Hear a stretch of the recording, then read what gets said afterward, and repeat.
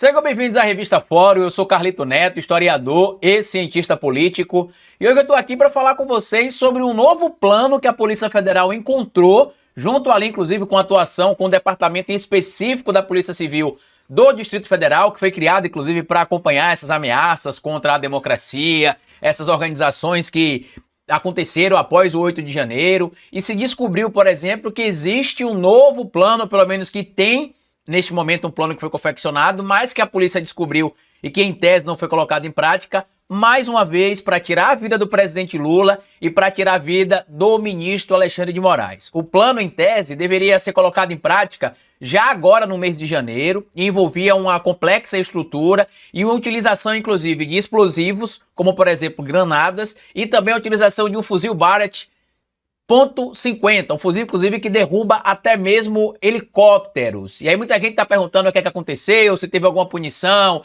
se a polícia já citou quem é, quem não é. O caso, nesse momento, está sob sigilo. A investigação está sendo conduzida pela Divisão de Proteção e Combate ao Extremismo Violento, o DPCEV, da Polícia Civil do Distrito Federal, com o apoio da Divisão de Inteligência Policial, o DIP, da Polícia Federal. As autoridades, inclusive, consideraram que essa ameaça é uma ameaça real e está trabalhando para identificar os responsáveis. Se você pegar, por exemplo, de 2022 para cá, esta não é a única ameaça que foi encontrada contra o presidente Lula, contra o ministro Alexandre de Moraes, contra outras figuras do governo e até mesmo contra o próprio vice-presidente da República, o Geraldo Alckmin. Lembrem vocês, inclusive, que quando aquele rapaz lá do sul do Brasil tirou a própria vida, né, colocando um explosivo na sua cabeça, ao tentar, em tese, mandar pelos ares o Xandão e o STF, nas publicações que ele fez ali em alguns lugares, ele deu a entender que existiam vários outros agentes atuando com ele e que, a partir daquele momento,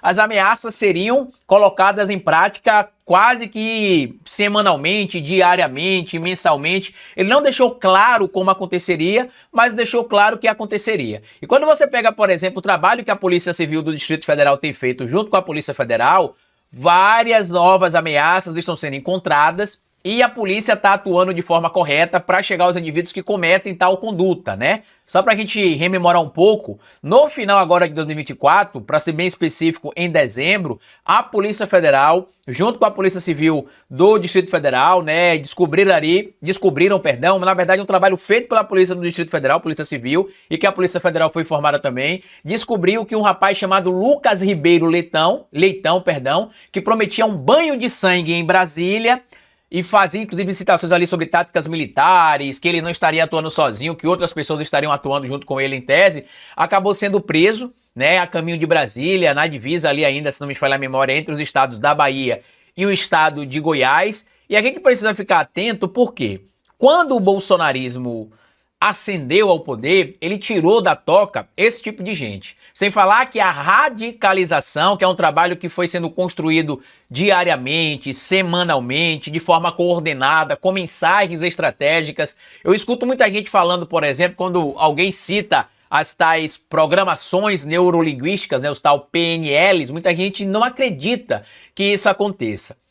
Mas, diferente do que muita gente imagina, tem pessoas que acabam sim caindo aí, né, nesses discursos, inclusive nessas mensagens, nesses gatilhos, como algumas pessoas costumam chamar, por exemplo, e a extrema-direita sobrevive disso, meus amigos, desse espírito, dessa sensação, dessa inquietude de que a gente vive em uma ameaça frequente. A informação, inclusive, muita gente achou que não era verdadeira, mas a informação é verdadeira, foi confirmada, inclusive, por autoridades, foi confirmado inclusive por outros veículos da mídia tradicional também, né? Tanto a CNN Brasil quanto o site do Metrópolis já tinham tido acesso a esta informação e se confirmou que o fato realmente aconteceu. Agora as autoridades trabalham ali para poder encontrar quem são os responsáveis. Muita gente ficou preocupada com as falas do Mark Zuckerberg em relação às redes sociais que estão sob a sua tutela, né, ali em relação ao grupo Meta, né, o WhatsApp, Instagram e Facebook. Eu fiz um vídeo aqui ontem, inclusive, foi antes de ontem, não me lembro direito, explicando que não necessariamente vai mudar tudo da água pro vinho, porque a gente já sabe que o Facebook era a rede social onde mais se tinha produção de informação falsa e que inclusive a Meta não faz muita coisa para derrubar o material e que apesar disso, né, apesar de o Facebook ser a rede social onde mais se tem mentira, não é aquela que mais impulsiona ou que facilita o impulsionamento da mentira. A rede social que mais facilita o impulsionamento da mentira, pelo menos até o momento que a gente está gravando este material para vocês, é o X, a rede social do Elon Musk, seguida ali pelo TikTok. São as duas redes sociais onde mais se tem mentiras propagadas, com a ajuda, inclusive, de certo modo, até mesmo do próprio algoritmo. A gente já explicou aqui o porquê, inclusive, que isso acontece, porque geralmente a mentira, a informação falsa, engaja mais. Tanto que um material que eu produzi para um curso que está disponível lá no meu clube de membros, inclusive se você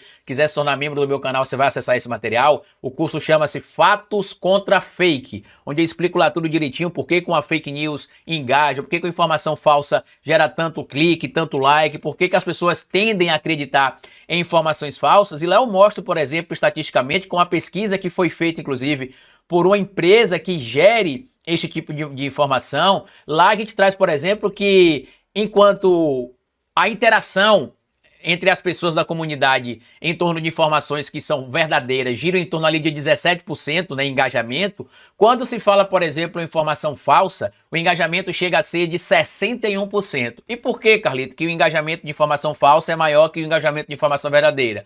Por um motivo meio evidente e óbvio, né? O absurdo choca mais do que o real. Imagina, por exemplo, eu fazer um vídeo aqui para vocês hoje na Revista Fora e citar um absurdo. Por exemplo, Bolsonaro supostamente, né? Vou usar o termo aqui para ninguém pegar esse corte e depois usar. Toma um tiro de um atirador sniper na cabeça. E aí coloco isso em alguma rede social. Isso vai viralizar. Se é verdade ou não, para quem criou o material, não importa. O objetivo dele não é espalhar a verdade, mas sim viralizar o conteúdo. E isso foi fazendo com que algumas pessoas se radicalizassem. Começou, por exemplo, com a história do STF, depois com a história de mensalão, com a história de petrolão, com a história de corrupção, de kit gay, como é que eles falavam? De gangue LGBT e tudo mais. E a gente vê que tem pessoas hoje que são radicalizadas.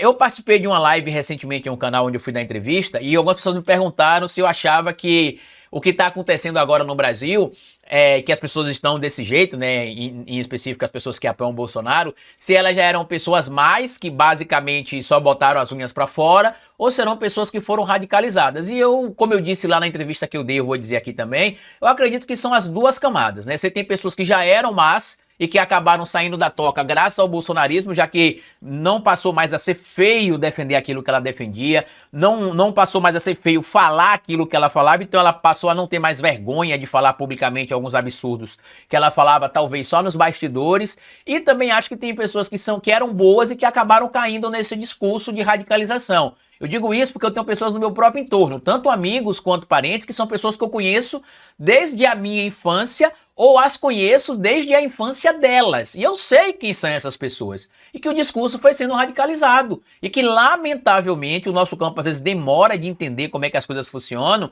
e acabam não acreditando que esse discurso, apesar de ser um discurso perigoso, é um discurso que abraça muitas pessoas.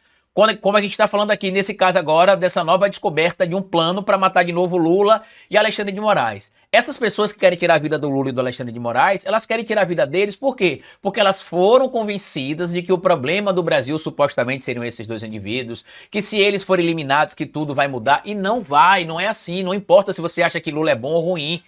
Não importa. Você pode não concordar com o Lula, como eu não concordo com o Bolsonaro, por exemplo, mas não desejo que alguém tire a vida do Bolsonaro em tese, né? Se ele morrer, pra mim tanto faz como tanto fez, né? Eu não vou achar ruim não, mas não que ninguém precise tirar a vida dele. Jamais você vai me ver aqui defendendo isso ou no meu canal, por exemplo, porque a gente precisa entender que a discussão democrática deve acontecer no campo democrático.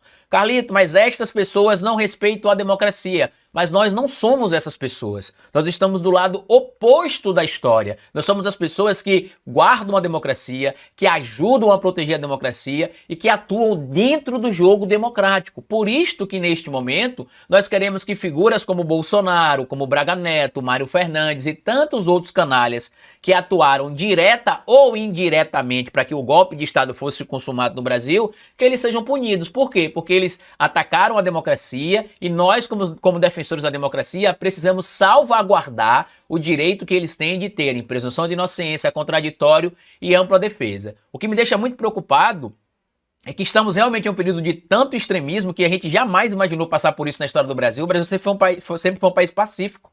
Apesar de termos diferenças ideológicas, divisões ali entre blocos de direita e esquerda, a partir do que aconteceu no Brasil entre 2013 e 2016, a gente pariu o Bolsonaro e de lá pra cá, meu amigo, a gente soltou todos os demônios que estavam escondidos dentro do campo da política ou que viviam ali escondidos falando baixinho porque era feio colocar algumas coisas pra fora. Agora eles não têm mais vergonha de falar o que eles falavam. Eles não têm mais vergonha de colocar a cara pra rua pra poder falar aquilo que muita gente acha que é um absurdo e que eles não estão nem aí.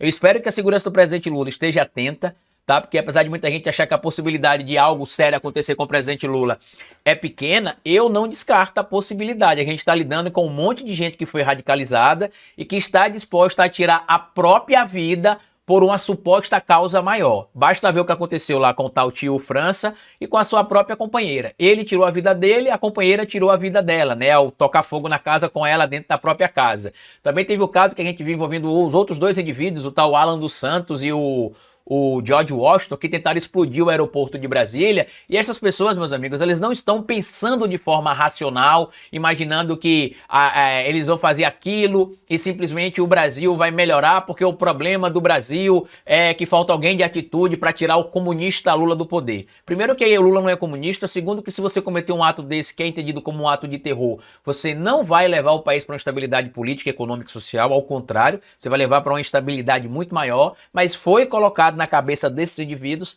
que a única solução realmente é a radicalização e o extremismo. Eu, como brasileiro, só lamento em ver a situação que o nosso país está caminhando e espero que a Polícia Federal, assim como a Polícia Civil do Distrito Federal, atuem para que esses indivíduos sejam presos e condenados, para que sirvam de exemplo, para que outras pessoas entendam que no Brasil a lei funciona e a justiça será aplicada. Mas comenta aqui o que é que você acha de tudo isso. Você acha que a tendência é piorar, é melhorar? Vocês acham que se o Bolsonaro for preso isso estaria estancado ou continuaria? Comenta aqui o que é que você acha que pode acontecer no futuro, porque lamentavelmente o Bolsonaro trouxe o Brasil para essa situação onde o extremismo infelizmente virou o novo normal.